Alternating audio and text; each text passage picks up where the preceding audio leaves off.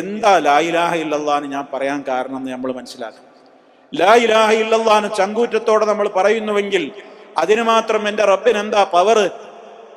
അതാണ് ഓരോ ചോദ്യങ്ങൾ ഇങ്ങനെ ചാട്ടുളി പോലെ ശിർക്ക് ചെയ്യുന്നവന്റെ മനസ്സിലേക്ക് എടുത്ത് തറക്കുന്ന അമ്പുകളായിട്ടാണ് അള്ളാഹു എയ്തെറിയുന്നത്. അമ്മൻ ഖലഖസ് സമാവാതി വൽ അർദ വഅൻസല ലക്കും മിനസ് സമാഇ മാഅ ഫഅൻബത്നാ ബിഹി ഹദായിഖ ദാത ബഹ്ജ മാ കാന ലക്കും അൻ തുംബിതു ശജറഹാ അഇലാഹും മഅല്ലാഹ് ബൽ ഹും ഖൗമുൻ യഅദിലൂൻ.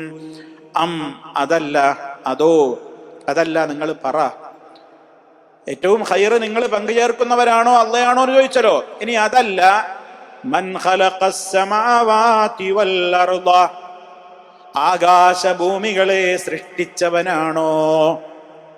ആകാശഭൂമികളെ സൃഷ്ടിച്ചവനാണോ?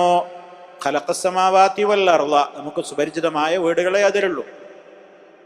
പിന്നെയോ വഅൻസല ലക്കും മിനസ് സമാഇ മാഅ, വഅൻസല ലക്കും, അവൻ നിങ്ങൾക്ക് ഇറക്കിത്തന്നു, മിനസ് സമായി, മുകളിൽ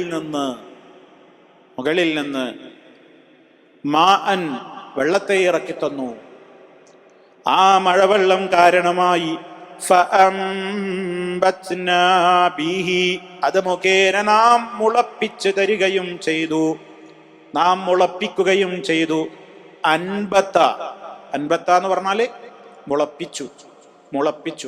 ഇതിന് മുളാരിഅ് യുൻബിത്തു, മുളച്ച ചെടിക്ക് നബാത്ത് എന്ന് പറയും. നബാത്തുൻ ചെടി, അൻബത്ത മുളപ്പിച്ചു. ഫഅംബത്നാ, അങ്ങനെ നാം മുളപ്പിച്ചു, ബിഹി അത് മുഖേന, ഹദായിഖ, തോട്ടങ്ങൾ. ഹദീഖത്തിന്റെ ബഹുവചനമാണ് ഹദായിഖ്. നമ്മുടെ പാർക്കുകൾക്കൊക്കെ ഹദീഖ എന്നാ പറയാ. ഇവിടെ അറബിയിലൊക്കെ എഴുതിച്ച് കാണാം ഹദീഖ, പാർക്കിനൊക്കെ. അപ്പൊ പൂന്തോട്ടം, ഉദ്യാനം, ഇതിനൊക്കെ എന്ത് പറയും? ഹദീഖ. അപ്പൊ ഹദായിഖ അങ്ങനെയുള്ള തോപ്പുകൾ, തോട്ടങ്ങൾ. ബുസ്താൻ, ബസാത്തീൻ, ബുസ്താൻ എന്ന് പറയും തോട്ടത്തിന്, ബുസ്താൻ. ഇതിന്റെ ബഹുവചനം ബസാത്തീൻ. എങ്ങനെയുള്ള തോട്ടങ്ങൾ നാം അതിൽ മുഖേന ഉൽപ്പാദിപ്പിച്ചു? ദാത ബഹ്ജത്തിൻ, നല്ല കാണാൻ മനോഹരമായ, നയന മനോഹരമായ, ഭംഗിയാർന്ന, നല്ല വർണ്ണപ്പകിട്ടുള്ള, അഴകുള്ള എന്നൊക്കെയാണ് ദാത ബഹ്ജത്തിൻ എന്ന് പറഞ്ഞു. അങ്ങനെയുള്ള നല്ല തോട്ടങ്ങൾ, മനോഹരമായ തോട്ടങ്ങൾ നാം അത് മുഖേന, ആ വെള്ളം മുഖേനയാണ് ഉൽപ്പാദിപ്പിച്ചത് അല്ലെങ്കിൽ മുളപ്പിച്ചത്. എങ്ങനെയുള്ള തോട്ടങ്ങൾ? മാ കാന ലക്കും, നിങ്ങളെ കൊണ്ട് പറ്റില്ല. മാ കാന ലക്കും, നിങ്ങളെ കൊണ്ട് ആവില്ല. നിങ്ങൾക്ക് കഴിവുള്ളവരല്ല. എന്തിന്? തുംബിതു, നിങ്ങൾക്ക് മുളപ്പിക്കാനാവില്ല. കണ്ടോ, തുൻബിതു, നിങ്ങൾക്ക് മുളപ്പിക്കാനാവില്ല.